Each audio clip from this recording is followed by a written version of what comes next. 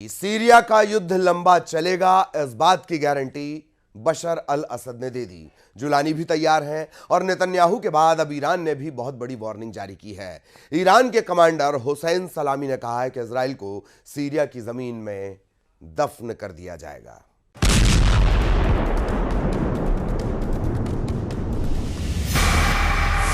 ये धमाके बता रहे हैं कि अगर किसी को गलत फहमी है कि सीरिया में युद्ध खत्म हो गया है तो वो गलत है। अभी तो बस शुरुआत है।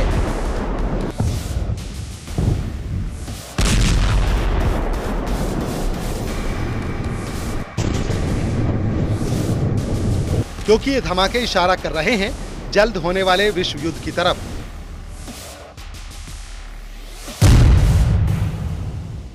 सीरिया में शुरू हुआ गृह युद्ध अब विश्व युद्ध की ओर बढ़ चुका है। इजराइल, ईरान से लेकर रूस और अमेरिका तक सभी इस युद्ध का हिस्सा बन चुके हैं और सीरिया में बमबारी कर रहे हैं। सीरिया पर अपना हक जमाने की कोशिश कर रहे हैं और कमांडर जुलानी अपने ही बनाए जाल में फंसते नजर आ रहे हैं। ये धमाका सीरिया की राजधानी दमिश्क से 250 किलोमीटर दूर तारतूस में हुआ। तारतूस वो जगह है जहां रूस के पास एक मिलिट्री अड्डा है। ब्लास्ट ऐसा कि रिक्टर स्केल पर सुई 3.0 पर घूमने लगी। सीरिया में भूकंप आ गया। ये जुलानी का बम नहीं, ये इजराइल का बम था। इस बम ने सीरिया के एक मिलिट्री अड्डे को तबाह कर दिया। इस हमले को सीरिया में पिछले एक दशक का सबसे बड़ा धमाका बताया जा रहा है और इस धमाके को देखकर ईरान के जनरल की एक बड़ी वार्निंग आई है। ईरान के सर्वोच्च नेता अली खामेनेई के जनरल हुसैन सलामी ने कहा कि इजराइल को सीरिया में दफन कर देंगे। सलामी ने कहा, जैसे ही सीरिया में असद सरकार गिरी, भयानक घटनाएं होने लगी।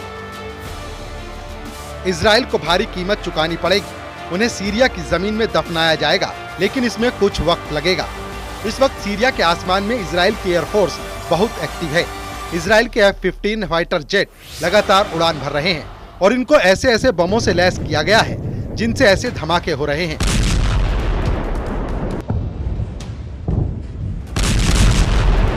सीरिया की सेना को मिट्टी में मिलाने वाले इजराइल अटैक ने तेहरान तक दहशत फैला दी है।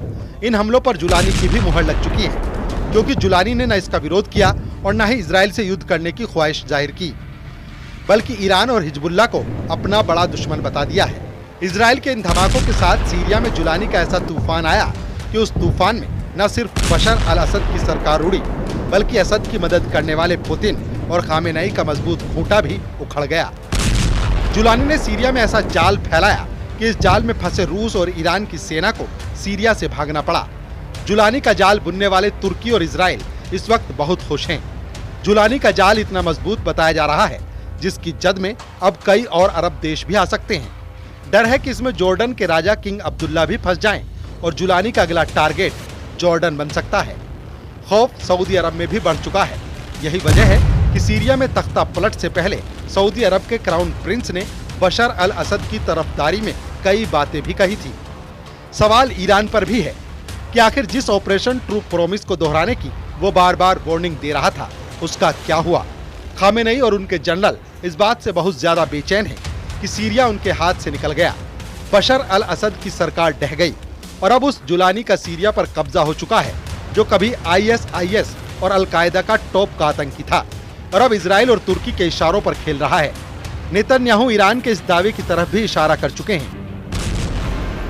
इधर बेन्यामिन नेतन्याहू भी दो बात कह चुके हैं। पहली ये कि इजराइल अब जुलानी की सरकार के साथ संबंध बनाना चाहता है। दूसरी बात ये कि बशर अल असद की सरकार इसलिए गिरी क्योंकि इजराइल ने हिजबुल्लाह और ईरान के खिलाफ एक्शन लिया। खामेनेई जानते हैं कि अब नेतन्याहू ने ईरान के साथ नया माइंड गेम खेलना शुरू कर दिया है। सीरिया के बाद नेतन्याहू ने खामेनेई का तख्ता पलट करने का सिग्नल दे दिया है, जिसके बाद ईरान ने ट्रिगर दबा दिया है। खामेनेई अपने जनरलों और सलाहकारों के साथ लगातार मीटिंग कर रहे हैं और फिर रेवोल्यूशनरी गार्ड्स के जनरल हुसैनी सलामी की तरफ से ऐसा बयान आया कि ईरान अब इजराइल को सीरिया में दफन कर देगा। वैसे इस वक्त पश्चिमी एशिया की एक तस्वीर ये भी है कि इजराइल लगातार फिलिस्तीन की आज़ादी को गाजा में दफन कर रहा है। खंडहर बन चुका गाजा लगातार सैकड़ों इंसानों की मौत का गवाह बन रहा है। लाखों लोग भूख से परेशान हैं। गाजा में अंतर्राष्ट्रीय मदद पहुंचना बेहद मुश्किल हो गया है। गाजा में जारी हुए ताज़ा आंकड़े बताते हैं कि अब तक इजराइल की बमबारी में 45,000 लोगों की मौत हो चुकी है वहीं गाजा में अब तक 1,70,000 लोग घायल हो चुके हैं। इन दोनों आंकड़ों में महिलाओं और बच्चों की तादाद आधे से ज्यादा है। गाजा में बमबारी लेबनान से होकर सीरिया में तख्ता पलट तक पहुंची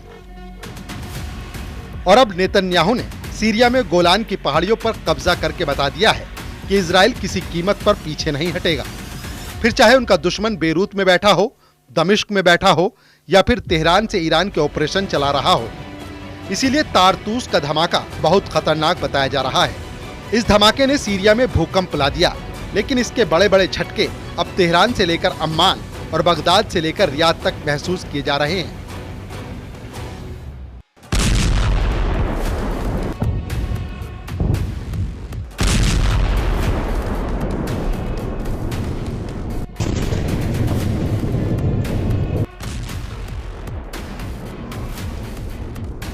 दिसंबर का महीना सीरिया के बाद कहां उलटफेर करेगा और इसमें जुलानी के साथ नेतन्याहू की क्या भूमिका होगी, इस पर सबसे पैनी नजर खामेनेई के साथ साथ रूस के राष्ट्रपति व्लादिमीर पुतिन ने भी बनाई हुई है।